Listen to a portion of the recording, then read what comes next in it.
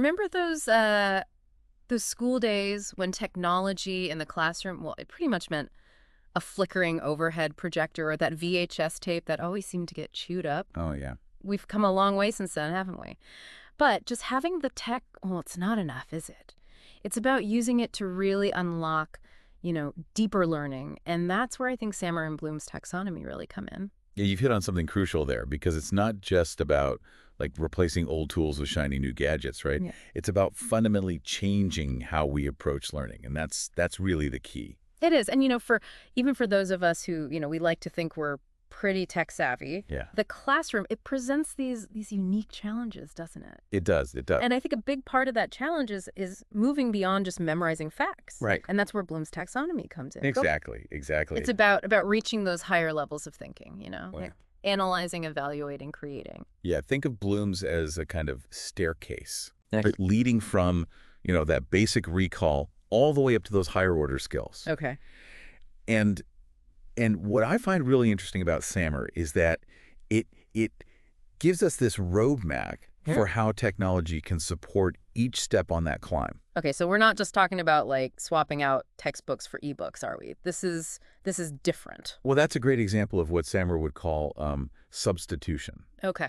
which is, it's a start, right? Yeah. But it doesn't fundamentally change that learning task, does it? Right. It might be more accessible, maybe a bit more engaging for some students, Sure. but they're still primarily focused on just acquiring that basic knowledge. Still kind of stuck at that first level. Yeah. And we actually had a listener share some really interesting research on this, specifically with teaching statistics. Okay. So like imagine, using open educational resources Yeah. instead of that giant, stats textbook we all probably remember, right? Oh, absolutely. Like just huge, Yeah. weighs a ton. Yeah. So that, I guess that brings us to that first aha moment with SAMR, because even at that substitution level, choosing the right tech can make learning more accessible, Yeah. potentially more affordable too, which is huge. Oh, for sure. Yeah.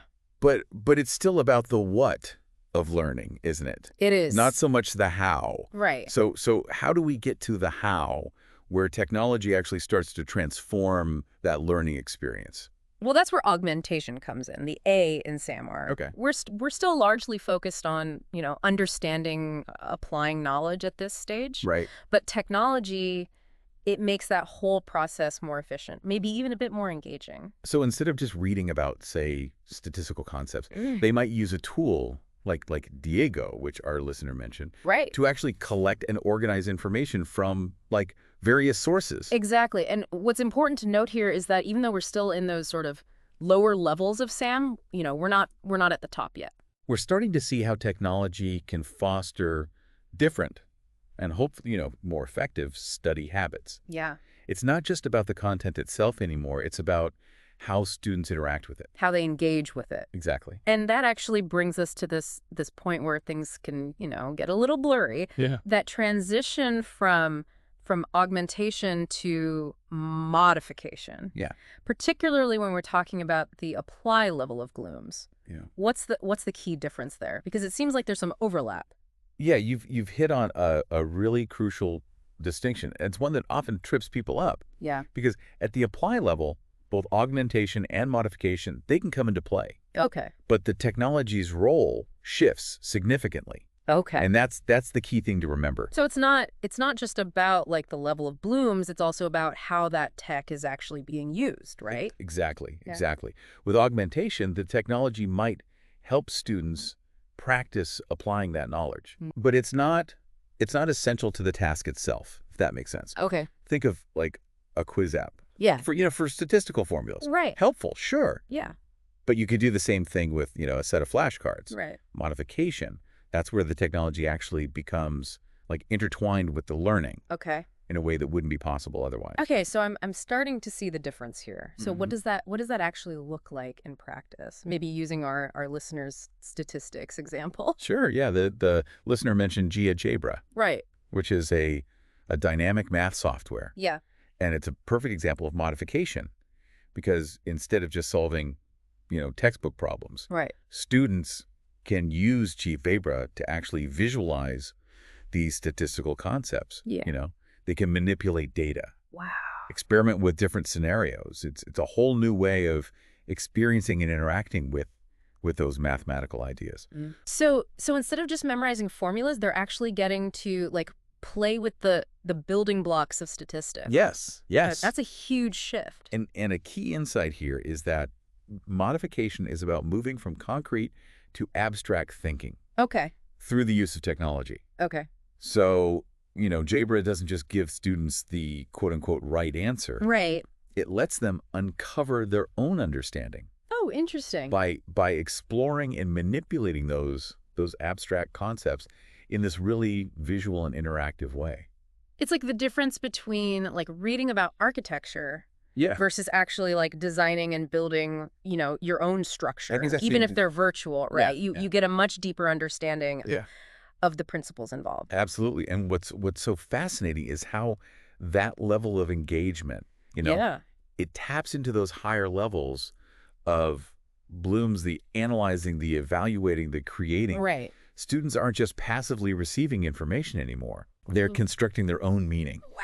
Which is incredibly powerful. It is. It is. And that brings us to the top tier of SAMR, redefinition. Yes. This is where students go from, consumers to creators of knowledge. Exactly. Using technology to do things that were previously inconceivable or close to it. Precisely. And it's often where we see the most innovative and the most inspiring uses of technology in education.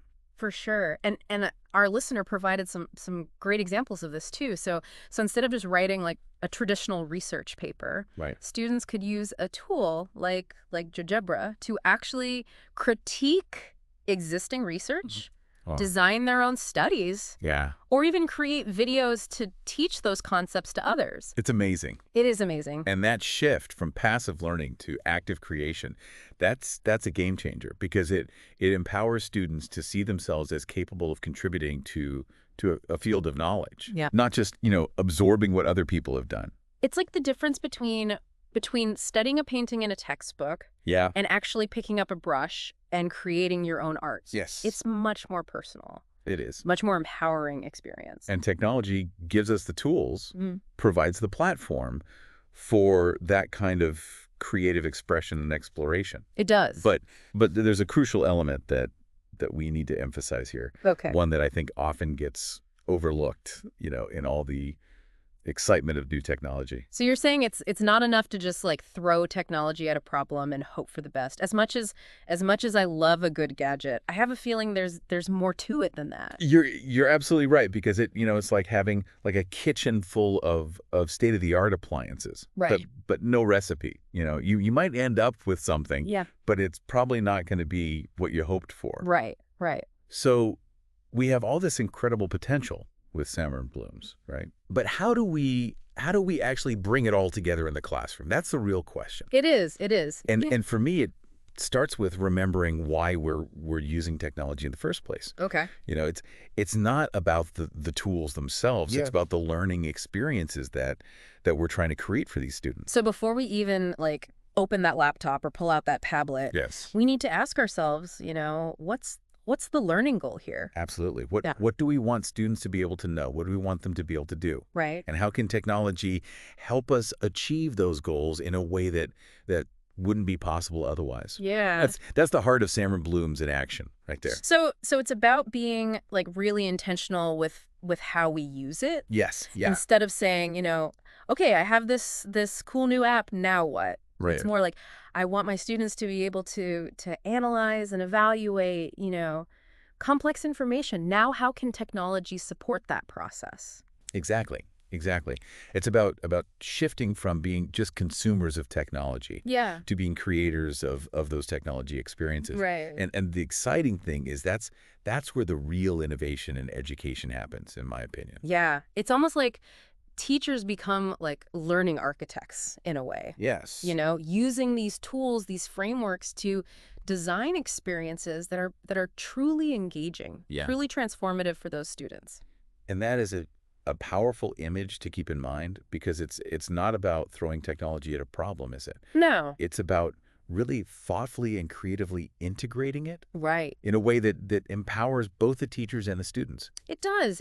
And I think our listener came to us wanting to really understand SAMR and Bloom's, and I feel like we've given them a really solid foundation here I think so too. to build on. We've explored those levels, Yeah. from simple substitution all the way up to those really exciting possibilities of redefinition. Yes. And most importantly, we've highlighted why it all matters. We have. And if there's one key takeaway that I hope our listener walks away with, Yeah. is that the real power of technology in education, it doesn't lie in the tools themselves. Right. It's in the hands of those educators who are passionate, who are dedicated to creating these really meaningful, really engaging learning experiences for their students. Beautifully said. Beautifully said. It's been a fascinating deep dive, and I'm already excited to see, what new possibilities emerge as technology continues to evolve. Me too. So until next time, keep exploring, keep innovating. Yes. And remember, learning should be an adventure. It should be. It should be.